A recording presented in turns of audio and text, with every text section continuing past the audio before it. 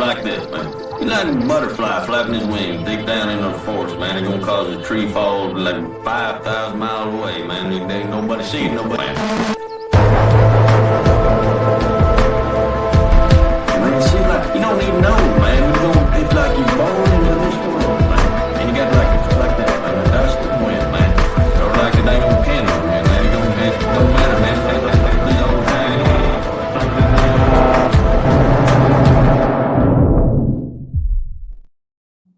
All right, Joe Webbon, welcome to the Jay Burden Show. How are you doing, man? I'm doing well. Thanks for having me.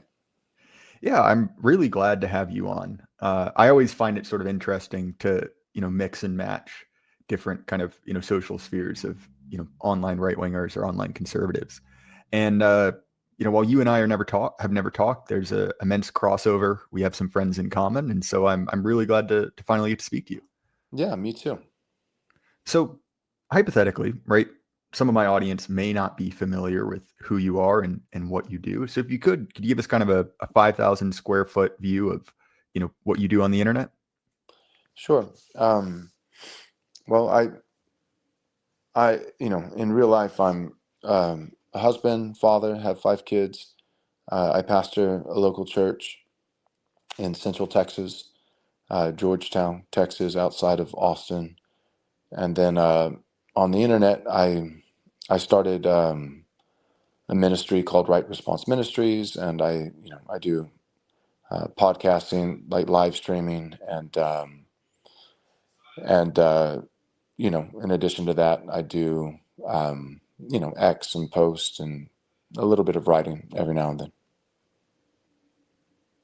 Yeah. So one of the things that caught my attention when I was going back through your work prepping for this was different statements you made about the concept of hatred.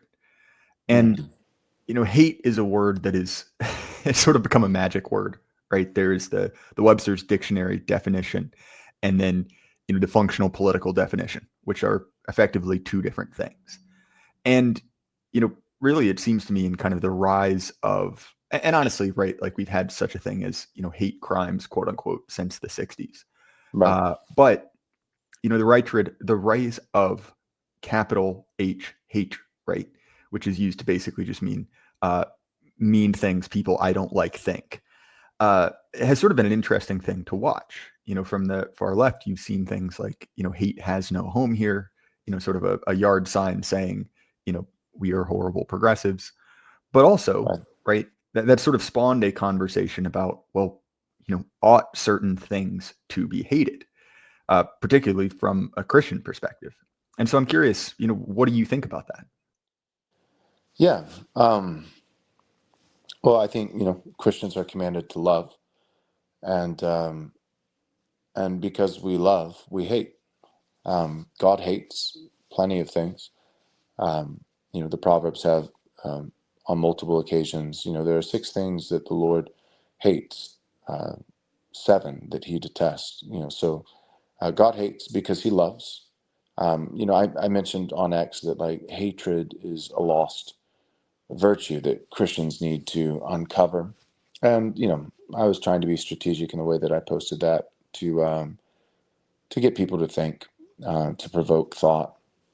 But in the technical sense, I wouldn't say hatred is a virtue. I would say, love is the virtue, and hatred is the necessary consequence that stems from love. Because we love, we hate. So because God loves holiness, He hates sin. Because God loves His people, and His own nature and character, He hates His enemies and enemies of His people. And so likewise, because we love God, we hate that which stands against Him and seeks to pervert truth and would blaspheme Him, or mock Him.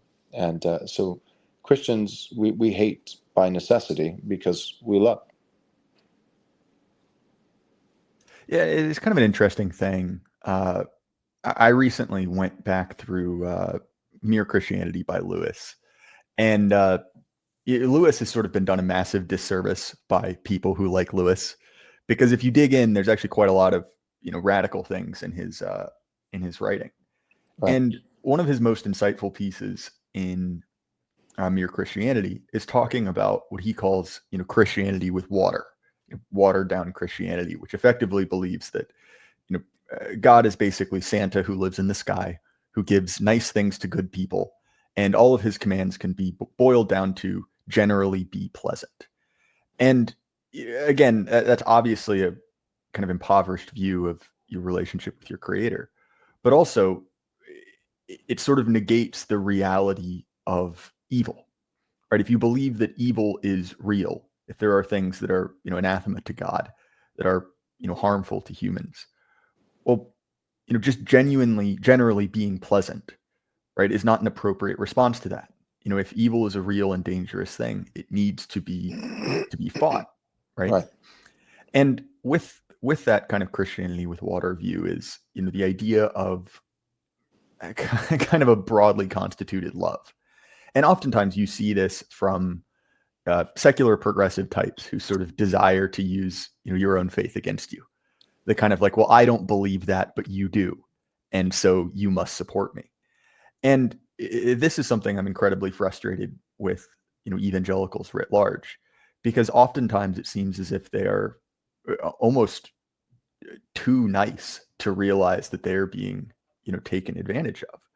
Yeah. And so I'm curious, right? Why do you think that, our people, so to speak, why do you think that they're so susceptible to that, so susceptible to being, taken advantage of when someone else uses that sort of language of love? Yeah, that's a great question. Well, you said like why are our people? So if we're speaking of our people as Christians, which is first and foremost, so at the the highest level, my people are brothers and sisters in Christ.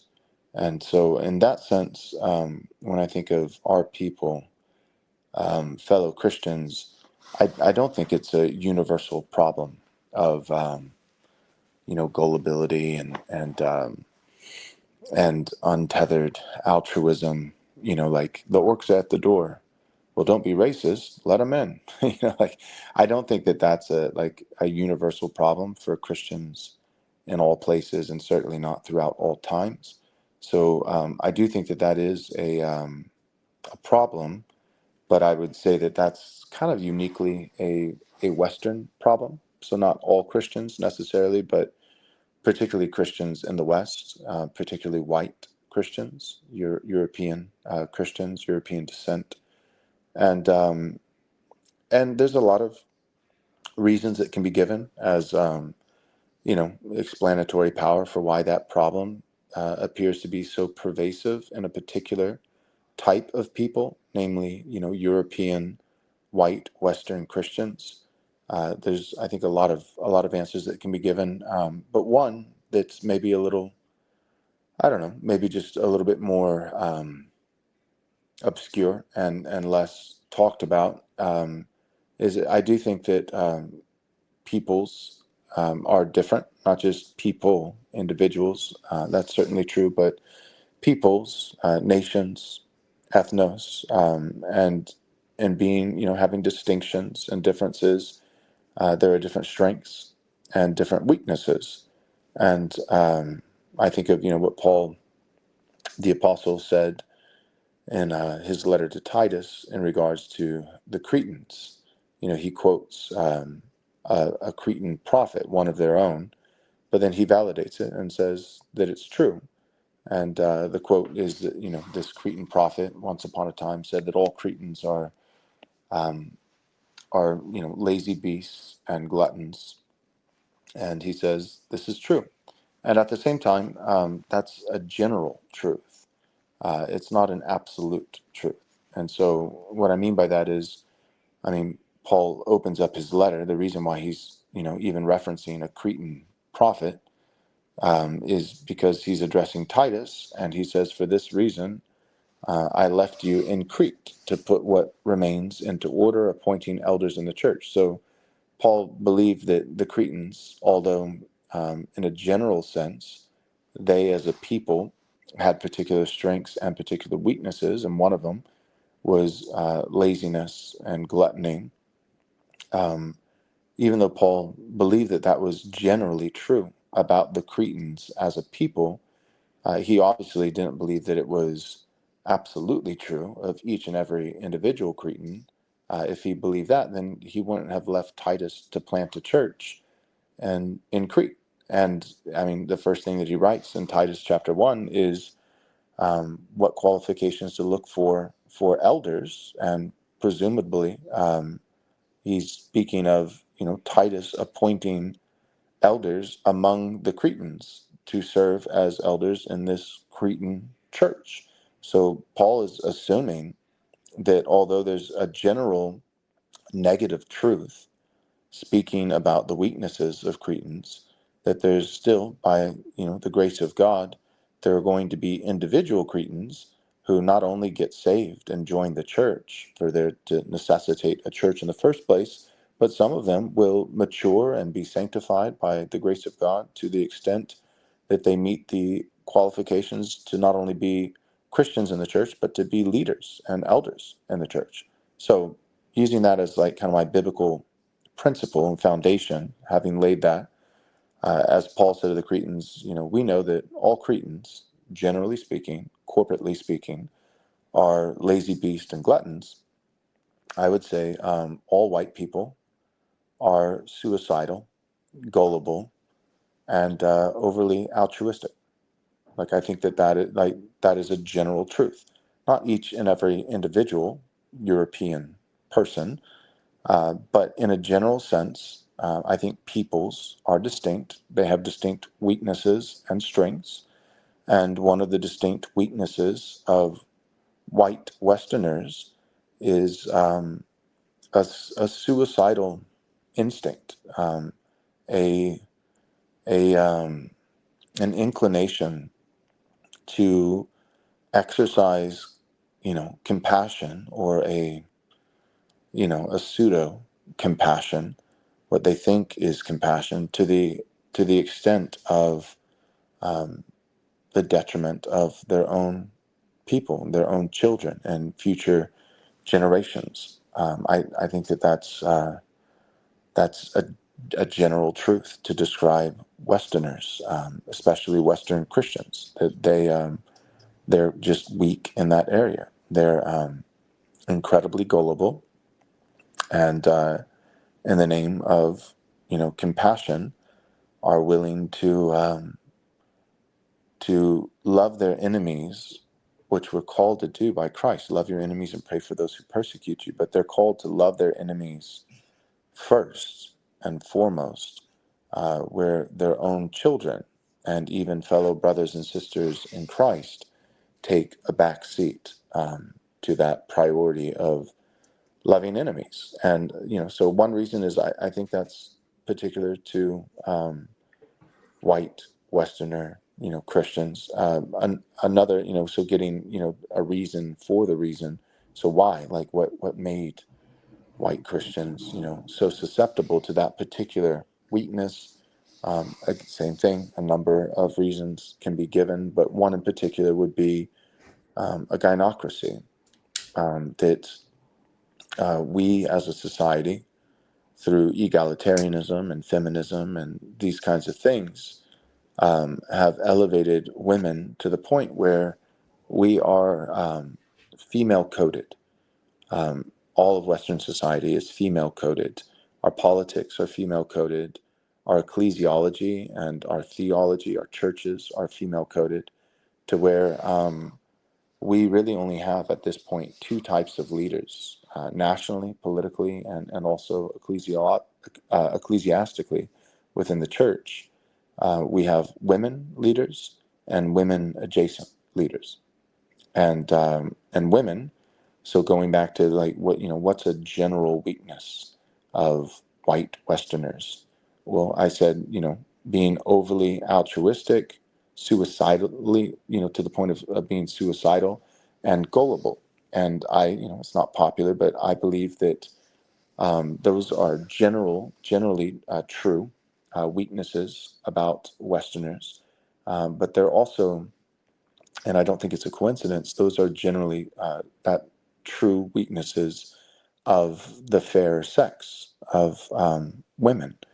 Most of the reformers, it's not popular today, but it was pretty commonplace among the reformers when they would speak of, for instance, the reason that that the woman should not be a leader in the church and she should not be the head of her household, but rather that the church and the home should submit to male headship.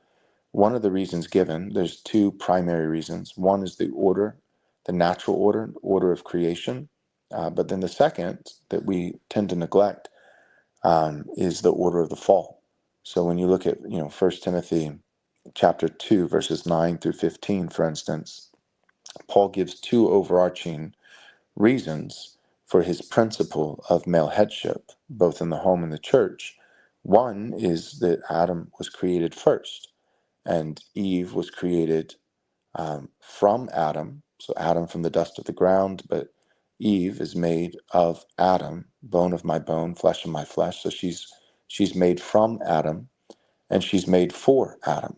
And the husband and wife are a team, and there is certainly a sense of mutual service and love for one another. I help my wife with various things on a daily basis.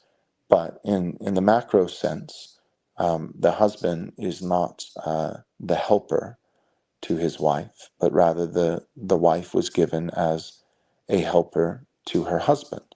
And so he predominantly is given a mission, and she comes alongside him, not vice versa, and is called to help him. And what establishes that principle of the wife, the woman as helpmate, and the husband as leader?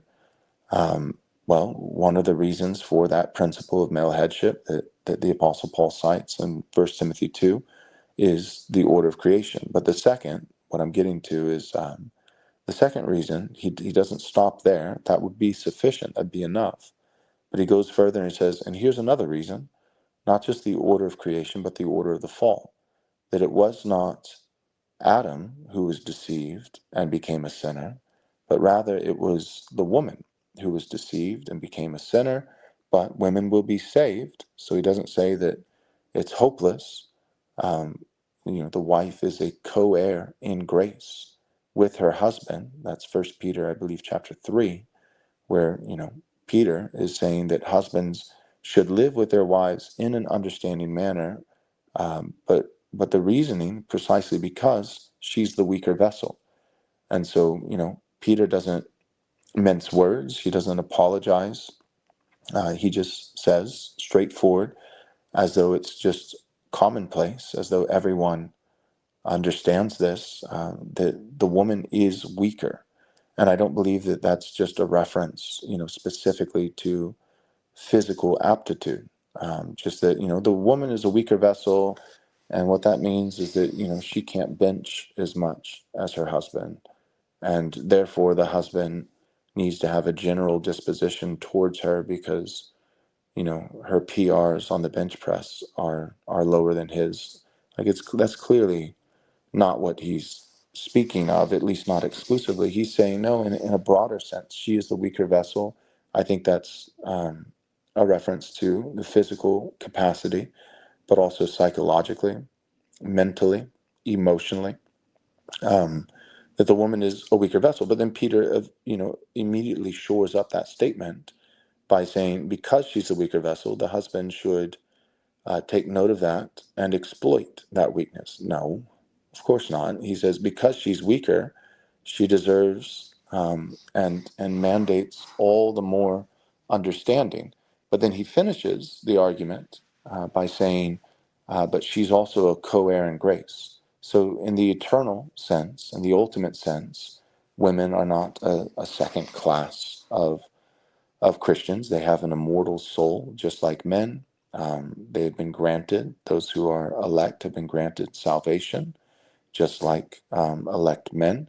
And my wife is a co-heir in grace and will share in the eternal joys of heaven, just as I will. And so in that sense, she's my equal, speaking of the eternal sense. But temporally, here in this life, She is William Gouge, a Puritan. He used these titles, labels. He would speak of, the husband as the superior and the wife as inferior.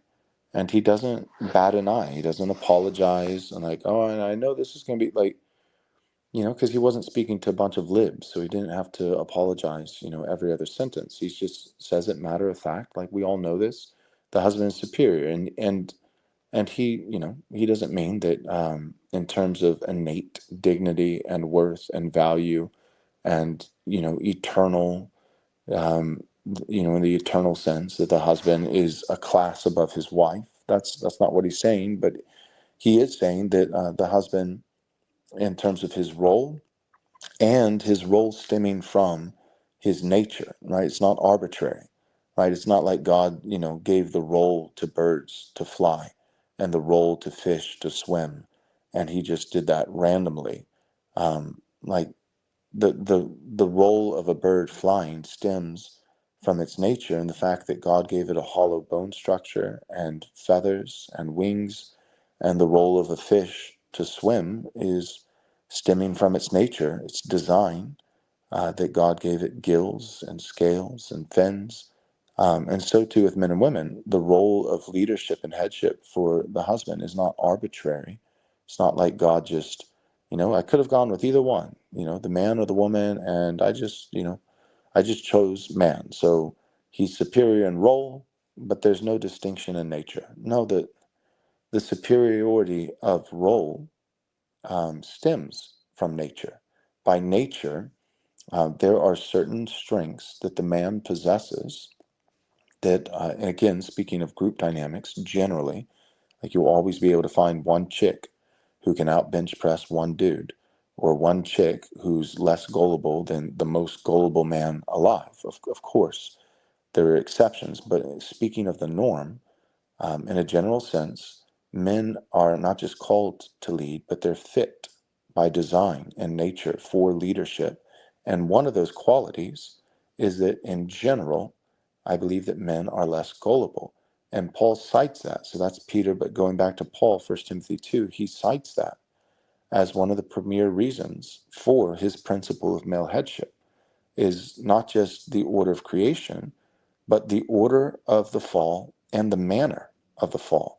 That the woman fell first. So why is the husband the head? Because he was made first. But also because the woman fell first. And not only the order of the fall, but the manner of the fall. The man sinned with his eyes wide open. And that's not to absolve Adam of moral guilt. If anything, it increases. His guilt is increased on at least two accounts. One, the fact that he sinned knowingly. He was not deceived. And so that actually makes him more culpable. It increases. It does not mitigate guilt, but increases it. Secondly, his guilt is greater by virtue of his position. So the manner in which he fell with his eyes wide open, knowingly, and the position that he fell from. He fell from a position, a role of greater responsibility and leadership. He was to work and keep working, cultivating, expanding the garden. I believe that also pertaining to his wife and their future posterity, but then also keeping, defending, guarding, protecting. And so his role and position was as protector, provider and protector. And so he's more guilty, not less. But the manner in which he fell, guilt aside, still matters. The woman fell because she was duped. Adam fell. Um, there's a lot of different theological reasonings for that. Some guys say he fell because, in a sacrificial sense, that he knew it was sin, and that he actually, in a sense, did not even want to do it. But he basically, his greatest sin was he chose Eve over God. That he said, I'd rather die with her than live alone. And maybe that's true, and maybe it's not. I'm not going to hold that as a tight orthodoxy. But the point is that Adam had far more resilience to deception than Eve. And so Paul lists both of those, the order of creation He's made first. Eve is made second from Adam and for Adam as a helpmeet, and then the order of the fall. Eve falls first, and the manner in which she fell, she was deceived. Adam was not. So all that, back to your main question, I believe that one general quality of women, just like we said, Cretans, so peoples, and now I'm speaking of sexes. But in terms of peoples, all Cretans are liars and lazy beasts and gluttons. Um, all white Westerners, are suicidal and gullible and overly altruistic. Okay, so that's one piece. Second piece is, well, why? Why are white Westerners particularly gullible? Well, because I think they're particularly feminist. Feminism there's elements and connotations of feminism that can be found pretty much everywhere in the world, but I think it's safe to argue that the West is particularly feminist. Much more than agrarian societies that are less developed in sub-Saharan Africa, where most labor and vocations are manual. Where like because of the Industrial Revolution and because of innovation and technology and all these kinds of things, the physical distinctions between men and women still exist, but they're less significant, because most of our work and our labor is not physical in this day and age in developed countries like the West. And so, so we have embraced feminism, I think, the exaltation of women to a greater degree than other societies. And so because we are particularly feminine coded, and a particular general sin of women is gullibility and a propensity towards deception, then white Westerners that are particularly feminist are particularly gullible. And it's a long answer to your question, but those are some of the reasons I would give for why the West and the Western Christian evangelical church is so suicidal when it comes to pseudo compassion, extreme misguided altruism, and gullibility. So there's something I want to pick at there. You mentioned obviously, using your using the reference to Cretans, right? That we can make broad statements about different populations. Yes. And one of the things that you hear from both progressives and also from certain Christians is the idea that, well, we have, from a secular perspective, common humanity; from a religious one, common grace. We are ensouled, and that's all that matters. And if you acknowledge or focus on group differences, well, that leads to oppression, right? That leads to oftentimes there's a certain 20th century tragedy that's invoked, but the idea is that if you view humans as anything other than completely interchangeable widgets, right, fungible units, then you are effectively laying the groundwork for tyranny and oppression. I'm curious what's your response to that. Yeah, that's silly. Like what you're describing, I know you know this already, but for the listener, like what you're describing is just an element of the post-war consensus, and it's like like when somebody does something foolish, and then somebody who's a part of that family or that organization says, "This is why we can't have nice things." That old adage, "This is why we can't have nice things." Well, in a larger sense, for the West, Adolf Hitler is why we can't have nice things. Why can't we have nice things in the West, like tradition and nationalism, and a love for our people, not at the expense of other people, but in the order of mores, a prioritized love and devotion and allegiance to our people. Why can't we have America first? Why can't we have these kinds of things? And of course, the answer is because of the Austrian painter with a funny mustache. And yeah, so I like, why can't we think of peoples as being distinct, having differences and stemming from differences? Then, of course, disparities, and those disparities not necessarily necessitating injustice. It could be, that's absolutely possible, but not by necessity. You can have disparity strictly because of distinctions without injustice having taken place. Why can't we have those basic thoughts and beliefs?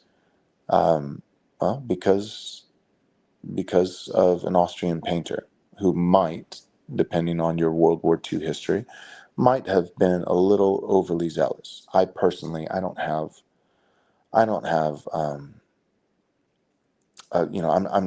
really have a dog in the fight. I've done some study on World War II history, but I'm not one of those guys who feels like Adolf Hitler has to be lionized. I think of him similar to Napoleon. I think he needs to be humanized. But humanizing someone doesn't require finding a justification for everything they've ever done. But like historically speaking, for the first 100 years or so, Napoleon was just, he's like he who must not be named, Voldemort, incarnation of Satan himself. And then as time went by, eventually people were, it's not necessarily that everyone's like, Napoleon is awesome. He's our guy and he's done no wrong. Like, you don't have to move from Napoleon being Satan to Napoleon being a Christ figure. There's a lot of room in between those two extreme positions. So you can just come to a place where you move from demonizing someone, not to lionizing, but to humanizing. Demonizing, not demonizing, not lionizing, but humanizing, and saying, okay, he did some bad things, and those are really bad, and we don't need to make excuses for them. But he also had some incredible strengths and was an incredible, general and strategic and this and that, and then God providentially, God used him to accomplish these things, and there are negative impacts, but there are also some really positive ones. And this is how we do history. Like, when we do history and we try to do it objectively, we have to take our emotions out of the equation and our personal biases. And so I honestly, I think it's just a matter of time. And it's funny because I think we're seeing this like happening, in real time right now. Like, we're getting to, that 80-year mark, and history seems to kind of happen in 80-year cycles, whether it's the war for independence and then skip forward about 80 years, Civil War, skip forward about 80 years, World War II, skip forward about 80 years, and here we are today. Hopefully not another war, we'll see. But my point is, it usually takes, I don't think that's a coincidence. I think that kind of, that conveys something that's true. Like, I think it takes, thinking of generations and a 40-year period, like the 40 years of, the Israelites wandering in the wilderness to die out so that their children could inherit the land, because the parents had foregone that privilege by their unbelief and grumbling and idolatry. So thinking like that, a 40-year generation, I think there's something significant to 2 generations. So thinking of 80 years, it kind of takes like 2 generations. The negative side of that, after 2 generations, important things can be lost. People forget things that they shouldn't forget. But on the flip side, people also don't have a personal bias and stake in the equation like their parents or grandparents did.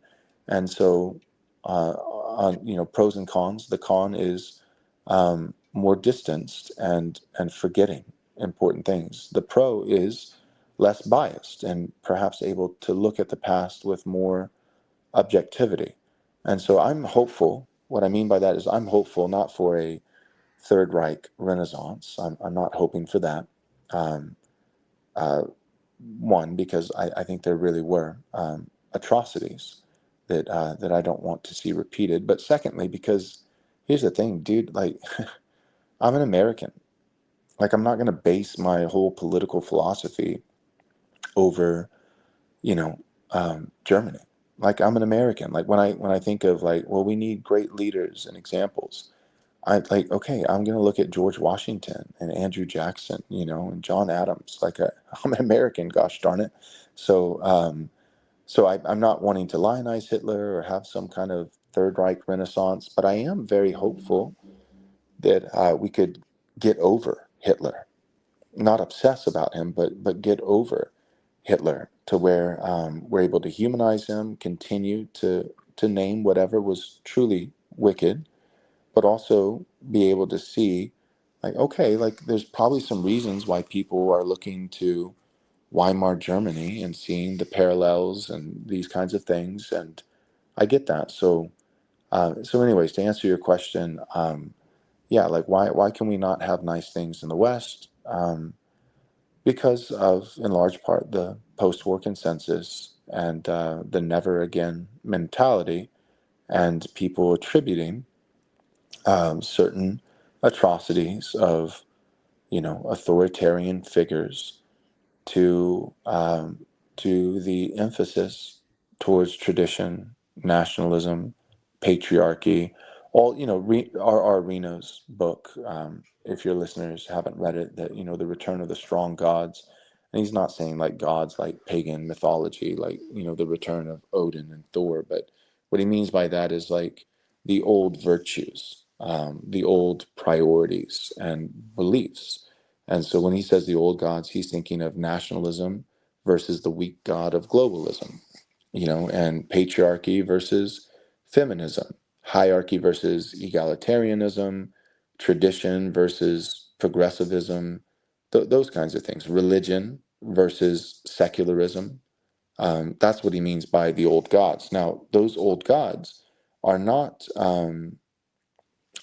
exclusively Christian, right? You can return to the old gods, or have the old gods return to you, your society, and you can have all those things: tradition, nationalism, patriarchy, and it all be Islamic, you know, pagan, um, Darwinian, naturalism.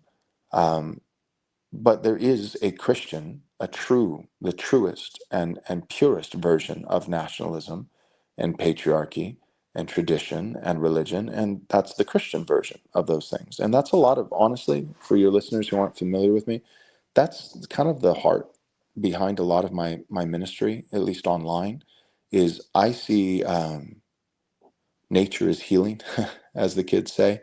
I see the rubber band has been stretched too far and too long, and inevitably, in real time, it's snapping back, and it's going to snap back to these old gods of tradition, patriarchy, nationalism, these kinds of things, hierarchy. And I would like, when that happens, as that's happening, for it not to snap back to those old gods in an Islamic version, or a pagan version, or a naturalistic, version. I would like it to be the Christian version. So I'm trying to assume the center, so to speak. Like I'm trying to kind of run out ahead of the mob, the normies, and get where I believe they're inevitably going to go anyways, as people finally are fed up with secular humanism and all the progressivism and the extreme leftist positions. I think there's going to be a return to an older way of life, and so I'm trying to beat the crowd to the punch and running out ahead of them and saying, as we return to these things, let's return to the Christian version of these things: Christian nationalism, biblical patriarchy, the Christian tradition, those kinds of things. And so, anyways, yeah, I to answer your question, why are like Michael Scott, like, why are you the way that you are? If we were talking to the West, like, why are you the way that you are? Why are you so gay and so feminist and so weak and limp wristed? And well, because in large part, not the only reason, but in large part because a guy with a funny mustache, did some truly bad things, and we decided that we would rather be swarmed by orcs within the city walls than ever have an authoritarian, right-wing leader again. That's why we are where we are, and But I think people, we're coming up on that 80-year mark. I think people similar to Napoleon are starting to revisit World War II and Adolf Hitler and Weimar Germany. And some guys are doing what guys always inevitably do. Some are going to go to the other extreme. And Hitler was the last Christian prince.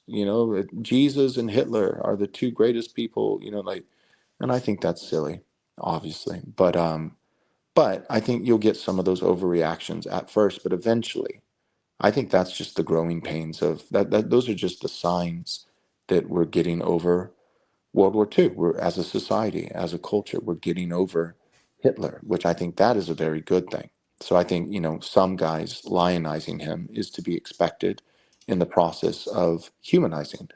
And I really think within the next 5, 10 years, I don't think it's going to be decades, but in relative short order, I think we'll be able to move past World War II and have a much more objective, less biased, less emotional assessment of what happened, the good and the bad and the ugly, without throwing the baby out with the bathwater in either direction.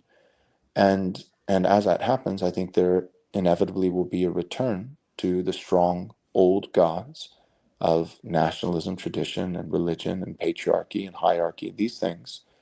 And my prayer and hope and my aim in my own life's work is that when society in the West inevitably returns to the old gods, that guys like me and others, I'm just a small piece of the puzzle, but that we will have sufficiently and clearly and loudly presented to our Western society the Christian version of these old gods, so that our society would choose that and not Islam or paganism or something else. Yeah, there are several things I want to dig into there. One, Napoleon and a certain infamous Austrian painter are not the only two examples. The one that jumps out to me is Cromwell, because obviously you can understand in the English context he was seen as the devil, and it took Thomas Carlyle writing a book on heroes, heroism, and the heroic in history. I think it's a very Victorian title and it's entirely too long. But in that, he basically talks about the great man, right? Using several different figures as emblematic of these men who are sort of beyond the traditional constraints of men, right? That we can't really judge them in the same way that we would judge, you, Joel, or me, anonymous Jay Burton, right? That they're sort of judged by a different standard. And I think that that's a much healthier way to look at it. For instance, if I found out, Joel, that you were, perhaps, kind of rude to your mother, it would really shift my opinion of you. But if someone wrote a book that says, well, Genghis Khan wasn't very nice to his mom, it's like, well, okay, sure, that may be true, but this is not the scale of analysis we're going about here, right? This isn't entirely relevant. Right. And, when we talk about, the kind of ontology of World War II, I think really it is because, and you mentioned that term post-war consensus, but the post-war consensus has been the state religion of the American empire. Yes. Right? So post FDR, when we became, a world superpower, our state faith, right? The thing that you had to, offer allegiance to in order to be, an upright member of society. Well, while certainly, at least initially, there were some kind of like mealy-mouthed, shall we say, just like Protestant platitudes thrown in there. Ultimately, it was a new religious story, right? We had a devil, we had a, kind of the fall, the thing for which, people of a certain type had this, this sin, right? That must be atoned for. Right. And again, right, secularism is a complete and total lie because it is just a religion, right? We have saints. Obviously, MLK is sort of the saint that's fallen out of fashion. But if you look at, the reaction to Obama, right, where, I was young at the time, but I remember these shrines set up to Obama where people would have these kind of quasi-religious experiences, gathering together and kind of celebration, let alone what we saw with George Floyd, right, which really was, from that perspective, the sort of martyrdom. I mean, it is it doesn't just bear, it is, very much religious. And so, you can't really attack it, on I guess on a fact-based vector, right? Yeah. You have to deal with it as, a religion is like a war of belief almost. Yeah. And when you see it falling apart, right? And it's falling apart because it's fake. It's falling apart because it can't motivate people to defend it. Those old gods, part of the reason they're so old and they're so strong, right, is that they motivate human action, right? Right. They follow. They like I said, they're not necessarily Christian. There are other versions, Islamic version, pagan version, but the reason why the way I describe it is they're viable. The old gods are viable. Like the reason they're old is because they worked, and they worked for millennia. So whether it was a pagan society that had excesses and weaknesses and moral failures and all these things, a pagan society could still last for 1,000 years. And it's like, well, how, they're pagan. They hate God and they don't worship Christ. How is it that they, with so much sin and idolatry and all these weaknesses, how could a pagan society still, be sustainable for centuries? And it's like, well, because it accords with nature. It doesn't submit to Christ, the God of nature, but it still accords with the rules of Christ in terms of natural law and natural order. Like pagan societies had, again, like excesses and sin and idolatry, but they still had basic intuition of if someone wants to steal our land, we defend it. Um, well, when it comes to leadership, we're patriarchal. It should be men, and we shouldn't put children and the elderly and our wives in positions of power. Distinct understanding of different peoples. These kinds of things, tradition. These kinds of things accord with nature, and because God is the God of nature, whether you acknowledge Him or not. If you live according to His rules, uh, you will experience certain blessings and benefits, at least temporally. Yeah, eternally, apart from salvation, you'll still go to hell. But temporally in this life, nations that prioritize hierarchy, patriarchy, nationalism, tradition, these things are viable. So, like Islam is viable, and paganism is viable, and there are other old god religions that are viable. Secular humanism is not viable. Secular humanism is not just a rejection of Christ, the God, over nature, but it's a rejection of nature itself. And so, what we're discovering in real time is that secular humanism is the path to suicide and societal collapse. And so, I really do think that the West, in short order, will abandon that path, but it's still to be determined when the West does abandon a suicidal, destructive path that goes against nature and starts to agree and go with the grain of nature, um, which God will the West ultimately serve. And I'm hopeful, because of our heritage and our history, that it'll be a return to the Christian God, the triune God, but that's still to be determined. This is something I've noticed. Not only do you and I share friends, we also share enemies, and the absolute screeching chimp out from the kind of like remainder of the IDW crowd, who've now kind of rebranded themselves as classical liberals, right? You can think of Lindsay or that O'Fallon character, who I have, shall we say, strong opinions about. I will not intimate online in a recorded format, but it's interesting, right, when you talk about something being viable, because effectively that's the level of problem we are currently facing, right? Is this whole project viable or not? Because oftentimes what you see from the kind of regime evangelicals, House conservatives, classical liberal types, is this desire to sort of walk up the slippery slope a few steps. Where it's like, well, if we could move back to the culture of the 1990s, if we could move back to a time and place in which my milquetoast liberal values were culturally hegemonic, where they were dominant, well, then we Right. could just pause there forever. And Right. the problem is, if you look at this more completely and you realize, no, this is a terminal system. There are things going on that need to be addressed, or this will cease to exist. Simply saying, well, I want to add another 20 years onto the clock, that's not a particularly helpful discussion, right? And painting that analysis, right? Painting the view that the West is facing deep issues as, oh, well, you're just personally aggrieved, or there's something wrong with you. These aren't serious people, right? And look, like, they're fun to talk about. They say outrageous things, and to in the immediate term, they are our opposition. But at the same time, like, these people are not looking at this with open eyes. They are not aware of, or I mean, they may well be aware.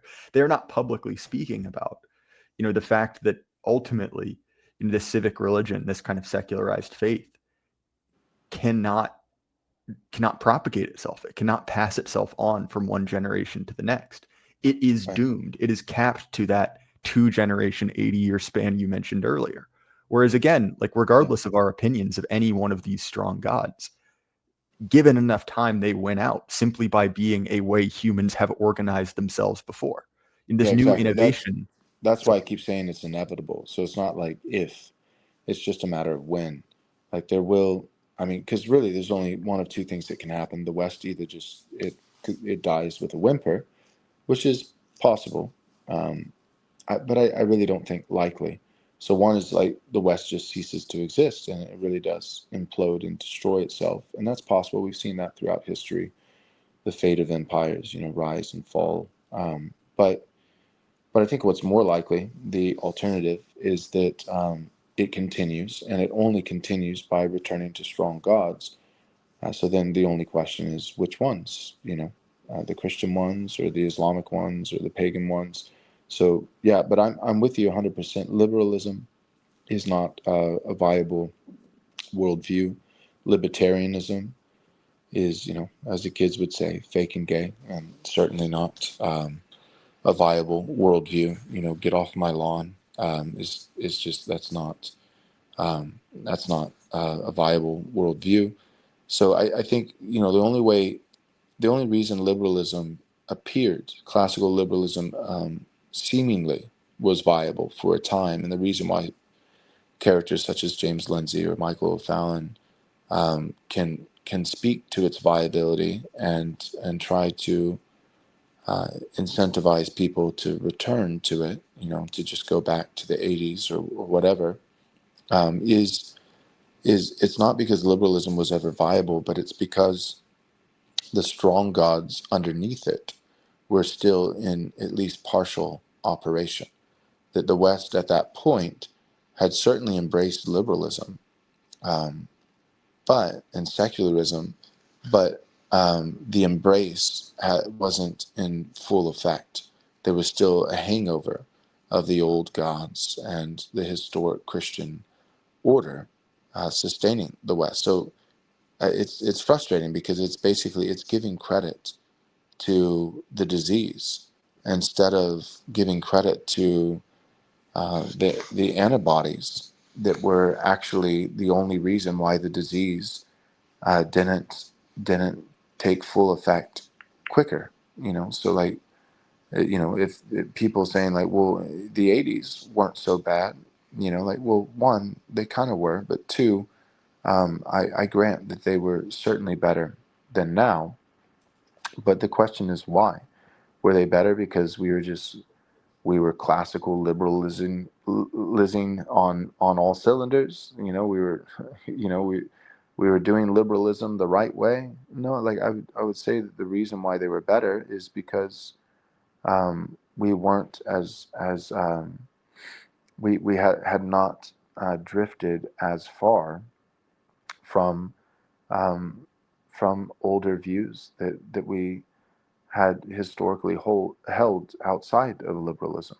But now that we've, further and further abandoned um, Christianity, historic Christianity, not 20th century liberalism walking around in a Christian skin suit, but true Christianity. Now that rejection is more total, the consequences and the chickens have come home to roost. So guys will say, well, this is, what we're seeing today is because of abandoning liberalism. And I would say what we're seeing today is the full fruition of liberalism.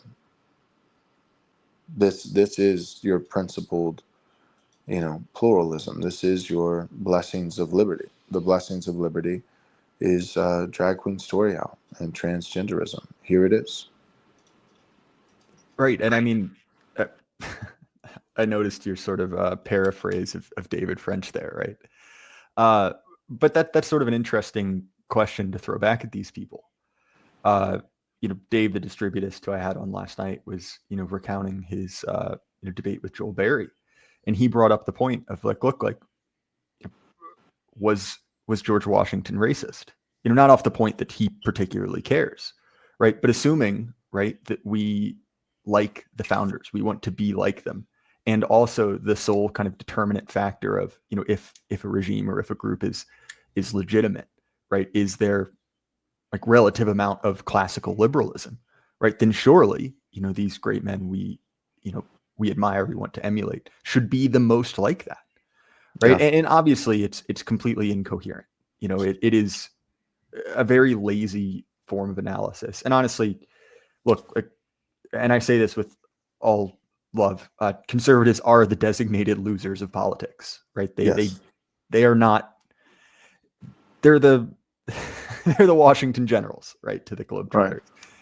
But to me, again, right, I think that is something that needs to be done away with, right? Because there is something true and noble and good in the West, and it is older than our current malaise. It is something that can be gone back to, and it is something that is truer to us and ours than this innovation, right? It is, again, the Lindy part, right? The thing that lasted, the thing that allowed it to continue for as long as it did.